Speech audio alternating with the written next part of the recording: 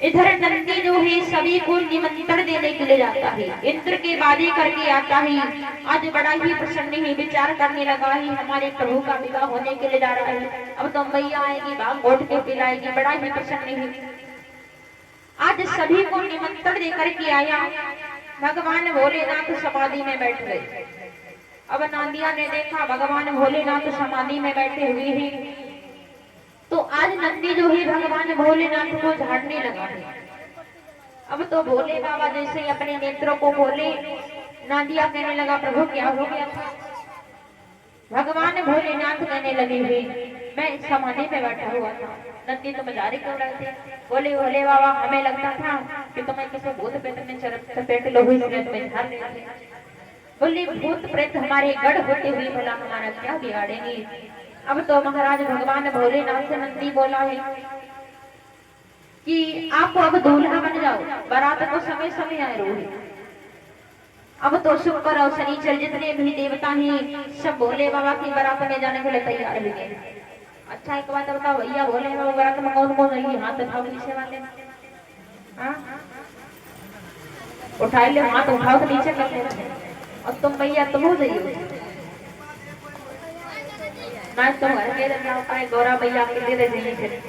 हाँ पीछे बैठे बराती, आगे बैठे दनातिया, घर के दरगाह रसगुल्ला खाने मिले।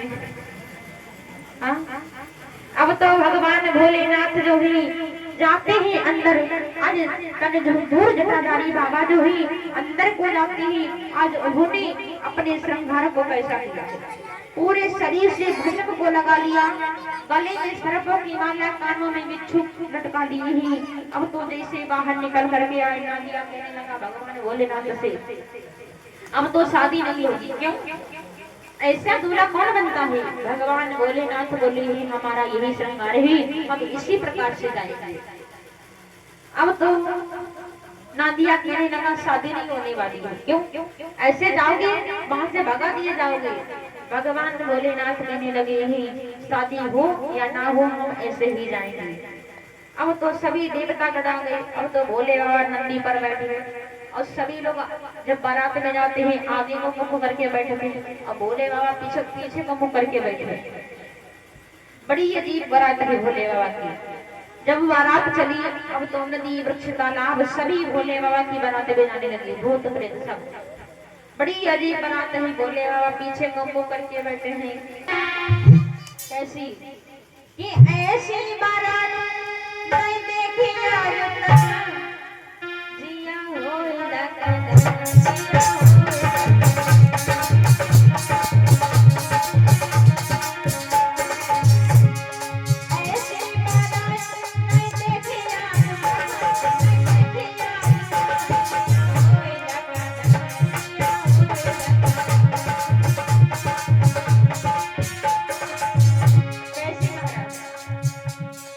जिया हो के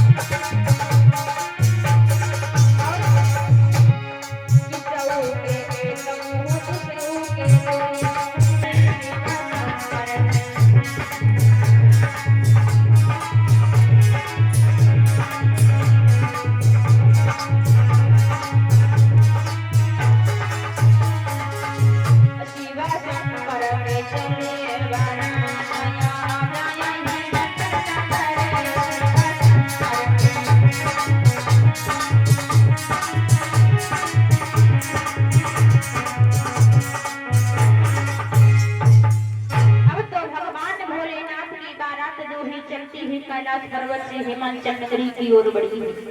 और कहे भोले बाबा तुम अकेले है, बाराती कहाँ है तुम्हारे? हाँ? पीछे हैं? अच्छा पीछे बैठी है।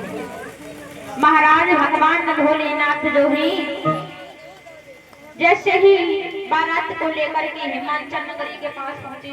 अब तो हिमाचल नगरी में मालूम है गौरा मैया की बारात आई। अब तो सभी गांव वाले मैया गौरा की बारात देखने को चले, चलो गौरा मैया की बारात देखने। अब तो छोटे छोटे बच्चे बारात को देखने के लिए जाते हैं। शुक्र शनिचर को भूत प्रेत को देख करके डर जाते हैं, कुछ तो वहीं पर मूर्छित होकर गिर जाते हैं, कुछ घर के लिए लौट आते हैं। अब तो महाराज भोलेनाथ ने इधर शुक्र और शनिचर भगवान भोलेनाथ से बोले, भोले बाबा हमें भूख लगी है, ऐसा कीजिए थोड़ा भोजन करवा दीजिए। अब नंदी कहने लगा पहले विवाह हो जाते उसके बाद में भोजन कर लियो। अब तो महाराज जैसे ही शुक्र शनिचर की बात सुनी है, कहा है जाओ आप इनको जाकर के भोजन करा दो। अब तो नाई ठाकुर शुक्र और शनिचर को लेकर के चले गए मैया मैना के पास में।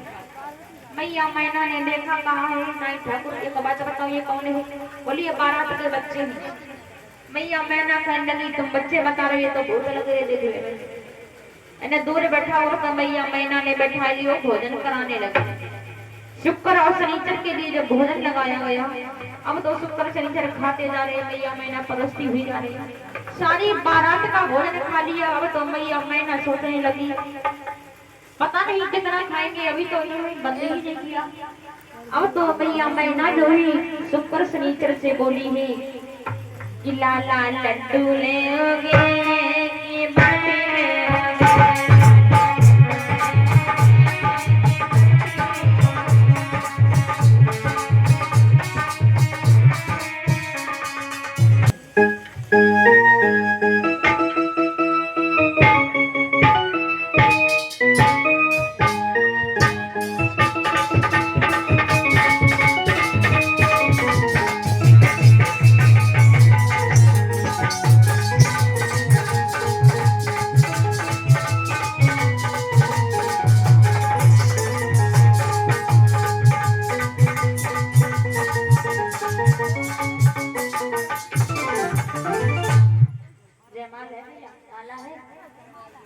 भैया बामर बाद में पढ़े, पहले माला जयमाल डलवाओ। देखो जब जयमाल पड़ा तो सभी लोग ताली बजा देते।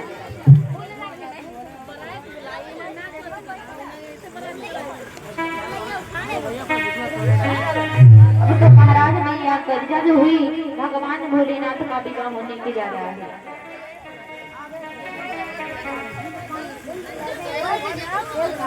भैया बाद में रखवा देना, अभी हटा दीजिए, अभी पीछे को बाद में हम बोला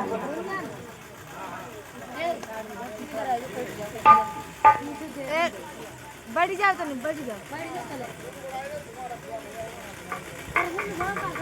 गौरा मैया पहले आप जयमाला डाल दो। सही से पकड़ो,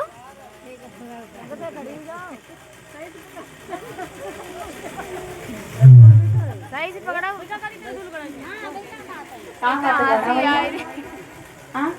जयमाला डाल दो। बोले गौरा मैया की, भोलेनाथ की, बोले शंकर भगवान की, गौरा मैया की, आदि शक्ति गौरा मैया की। अब तो महाराज भगवान भोलेनाथ का विवाह होने के लिए जा रहा है।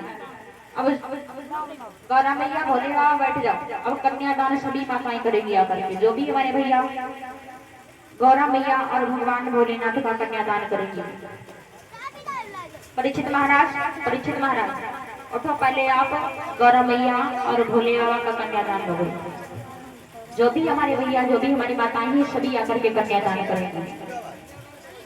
भैया थाली रखवा दीजिए यहाँ पर कन्यादान के लिए, तिलक करते जाओ और कन्यादान लेते जाओ।